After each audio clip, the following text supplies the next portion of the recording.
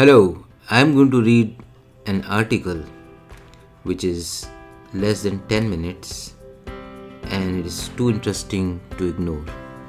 The title of this article is How to Use Science to Give Good Gifts. It is written by Daniel T. Willingham, who is a professor of psychology at the University of Virginia.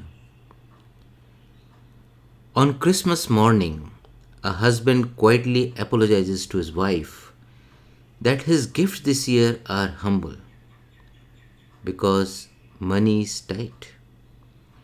She bravely affirms that she loves the pajamas and sweater. Later, as the children play with their new toys, the husband reveals one last gift box in which the wife discovers a diamond necklace. She squeals with astonished delight. This idea of giving people surprise with an expensive gift feeds five false beliefs people commonly hold about what makes gift recipients happy. Fortunately, psychological and marketing research not only shows that these beliefs are wrong, it also offers guidance for picking gifts that people will actually like. First, ignore price. When researchers asked people to recall a gift they gave and then to rate how much they thought recipients liked it, higher prices went with higher ratings. But when people made the same ratings for a gift they had received, price was completely unrelated to enjoyment.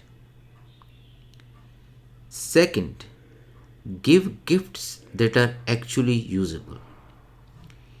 Gift givers tend to focus on how pleasurable it would be to use the gift, but often overlook how easily or often the gift will be used. A husband might imagine his wife feeling like $1,000,000 in her diamonds, but ignore the fact that she seldom wears formal jewelry or there are no occasions to wear such jewelry.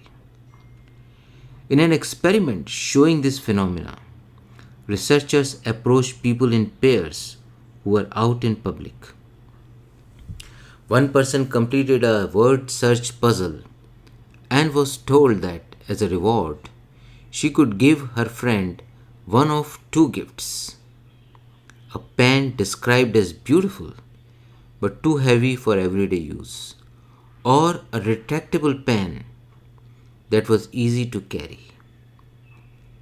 Gift givers favored the beautiful pen, but recipients were not only happier if they got the practical pen, they rated it as the more thoughtful gift.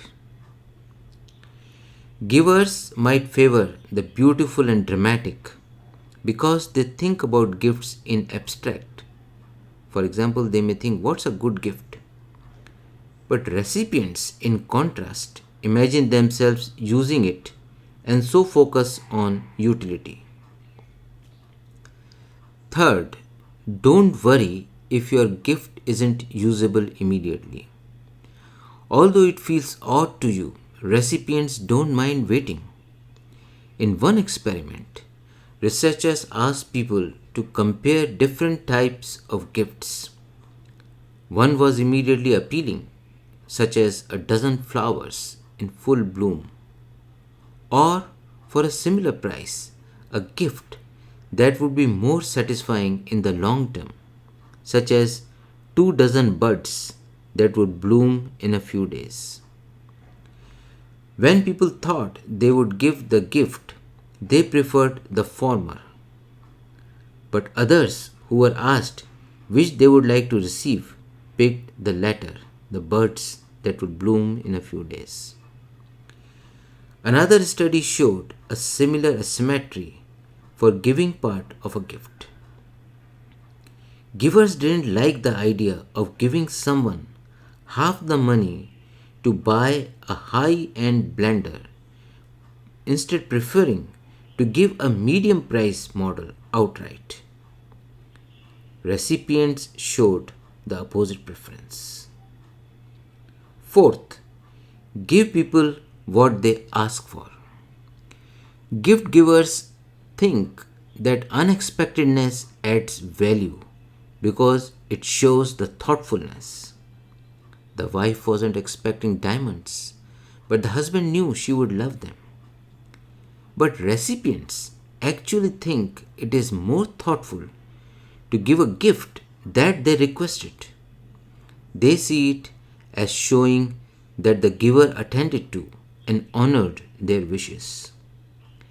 If someone wants to be surprised, they can always tell you.